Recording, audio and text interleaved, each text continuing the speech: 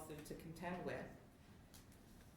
But about this case, what I do have to say is that it's not about a missing affidavit. Clearly, our city has a lot of work to do to provide services to deal with responsible dog ownership. To echo what most, if not all, the witnesses testified to, this was preventable. If the first line of defense fails because the dog owners are not responsible, the second line of defense should not have failed. Mr. Moreno, Ms. Schneider, this is about responsible dog ownership.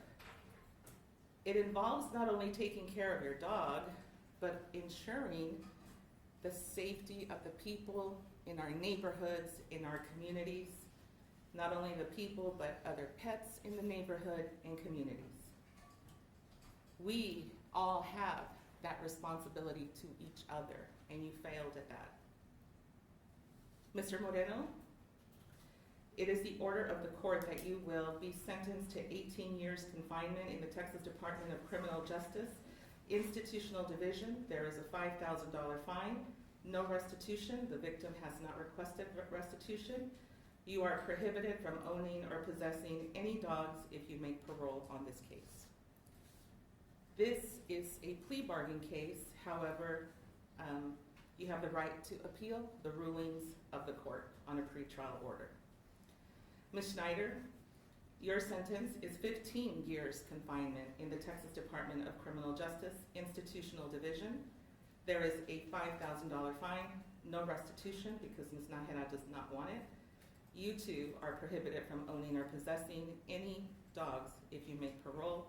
Both of you are also ordered to have no contact with Depla Street and Darby Street.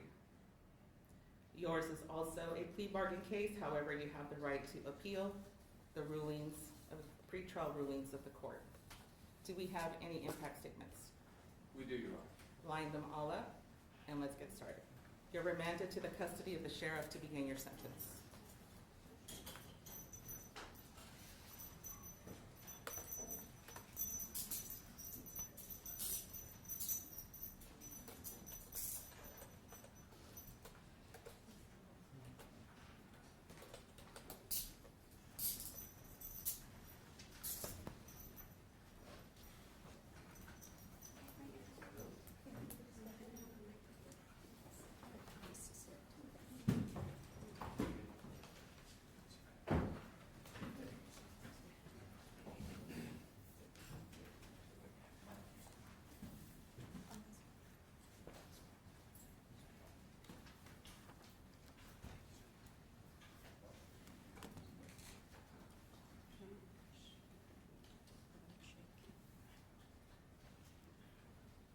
My name is Juanita Najera.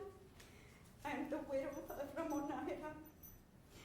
I would have never imagined that I would be calling myself a widow at this time of my life and in this tragic way. PTSD is now something I will have to deal with the rest of my life. Extreme loneliness and emptiness will also be a part of my life. You both took a big part of my life away. You took my better half away.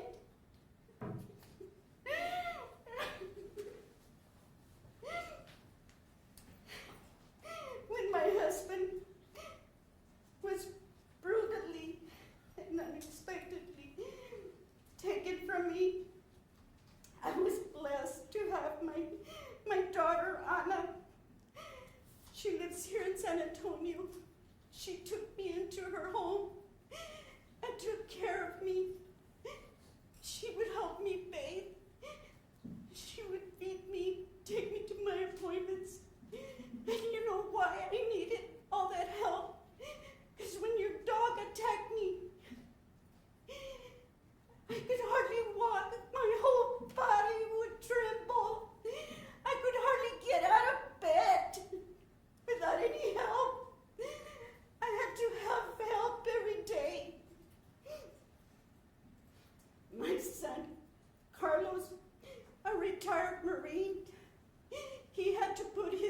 on hold. His family, he had to come down and take care of me. All my financial needs, he helped me with everything. He also provided meals for me. To this day, my daughter Anna, she's still helping me. And my son, even if he's in San Diego, he calls me. He calls me every day to find out how I'm doing. It's been hard for me to depend on their help for whatever I need. From going to court, doctor's appointments, and other needs. My son's in California, he still calls me and keeps in touch with me. It's been hard for me. I found myself feeling so depressed and weak when they had to leave me. I remember saying goodbye to my son when he left, and I held on to him, and I cried, and it broke his heart to leave me behind. But he had a family to take care of and a job, and being with me 2 months he took off to be with me. My daughter Lily, she also took part. She took care of me. She would clean my house. My son Ramon, he would take care of the yard for me. All of them, during this critical time, have helped me so much. All of them have felt the stress that you guys caused on us. And you already got your sentencing, but you have left an everlasting impact in our lives. You took my husband's life. I feel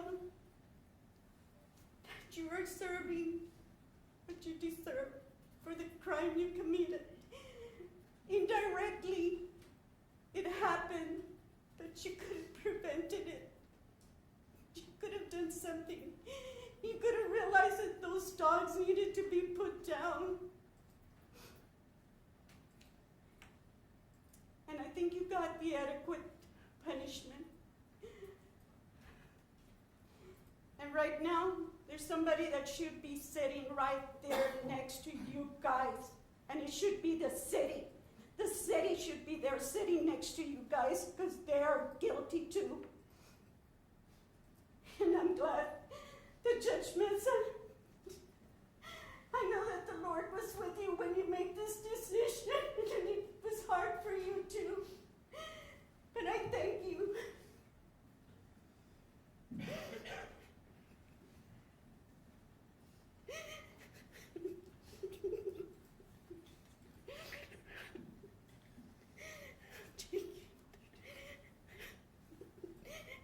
I need to go to my seat.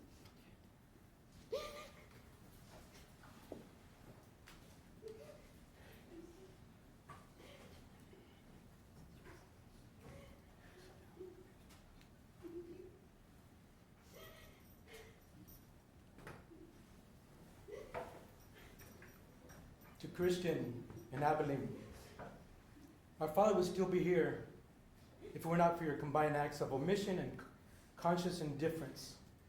Your disregard for caring neighbors, defiance against public safety, and other public servants contributed to his horrific death, causing great pain to our family. I have not yet heard from you that, as you said, that I'm sorry to our family. You are unremorseful, disgusting individuals. Disrespectful, you don't deserve to be released as free people in our city. Your negligence with dogs has horrified the senses locally, nationally, and around the world. It was your duty to take care of these dogs. Consider the safety of your neighbors. Using the common sense as pet owners, you should have controlled your dogs on a daily basis. Clearly, you trained these dogs because they responded immediately to your commands after they attacked my dad. Also giving common sense, they were trained at some level to fight. And that was your doing. My father, Ramon Najera, and his wife, Janie, did not deserve this cruel and gruesome experience that ultimately ripped my father from our family. My father had easily 20 years of life to live yet. That's all I have.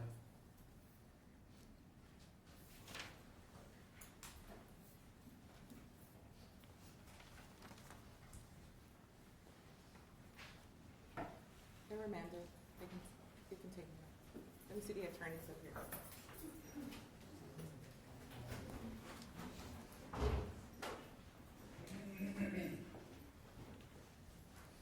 I'll let you visit with them in just a little bit. Let them get situated. Juan, I want their attorneys to be able to visit with them. You have the other matter pending. I'll give you until Monday to decide. Otherwise, I'm going to set it for trial. That needs to get off my docket.